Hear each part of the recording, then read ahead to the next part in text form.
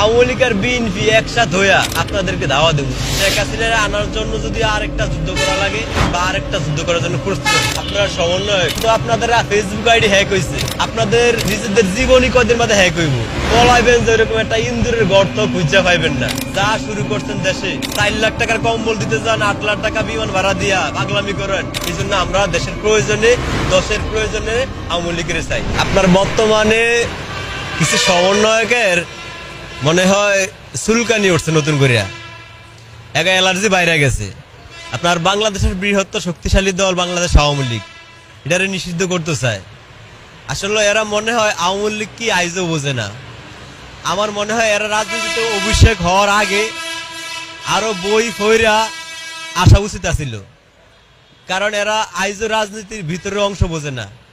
আপনার এই যে 72-এর সংবিধান কবর করবো কয়, যদি কারো মাথায় সমস্যা থাকে তার তো ওষুধ খাইলেই চলে, কিন্তু আপনি কি মাথা কাটতে নিতে পারবেন না। যদি সংবিধান সমস্যা হয় 2-একটা লাইন বা 2-একটা চ্যাপ্টার আপনি বদলাইতে পারেন, কিন্তু সংবিধান কবর দিবেন আপনার এই ক্ষমতায় দেশের মানুষ কি দিছে? আপনার কতটুকু ম্যান্ডেট আছে, আপনাদের কতটুকু ওয়েট আছে যে আপনারা এত বড় কথা বলেন? আপনি কি আওয়ামী লীগ কি আইজও বোঝেন?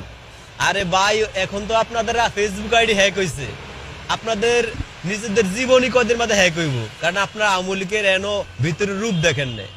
আমি একটাই মনে করি, আওয়ামী লীগের হিংস্র করেন না, কারণ এই পর্যন্ত রাজপথে আওয়ামী লীগের চেয়ে বিপ্লবী কোনো দল আইজও বাংলাদেশে জন্মায় নেই। ঠিক আছে, আপনি আওয়ামী লীগের হিংস্রতা বাড়ায়েন না। আওয়ামী লীগ যথেষ্ট ভদ্র দল, শৃঙ্খল দল। যদি উচ্ছৃঙ্খল করেন তাইলে কিন্তু পালানোর জায়গা পাইবেন না। আপনারা সমন্বয়ক হয়েছেন, এর মানে এমন না যে এই দেশের একেবারে বিশাল বড় কিছু হয়ে গেছেন। রাজনীতির তো শেষ বলতে কোনো কিছুই নাই। প্রয়োজনে আওয়ামী লীগ আর বিএনপি একসাথে হইয়া আপনাদেরকে ধাওয়া দেবো, সমস্যা কি? কারণ রাজনীতিতে যেখানে শেষ ওই জায়গা থেকে আবার শুরু হয়। রাজনীতিতে বৃহত্তর স্বার্থে ছোট ছোট স্বার্থ জলাঞ্জলি দিতে হয়, এটা নামই রাজনীতি। ওই আপনারা আওয়ামী লীগ বিএনপি যত দল আছে রাজনৈতিক, সব দলেরই চোখের কাটা। ঠিক আছে, সব দল বুঝা গেছে যে আপনারা সবার মাথার উপর লবণ দিয়ে খাইবেন। আপনারা হইলেন ছাগলের 3 নম্বর বাচ্চা। ছাগলের 3টা বাচ্চা হইলে যেমন 2টা দুধ খেটা নাচে, আপনারা ওই সময় শুধু এরকম নাচবেন, পলাইবেন যে এরকম একটা ইন্দুরের গর্ত খুঁজা পাইবেন না। যা শুরু করছেন দেশে, এখনো ঠিক আছে, সোচ্চার হয়ে যান।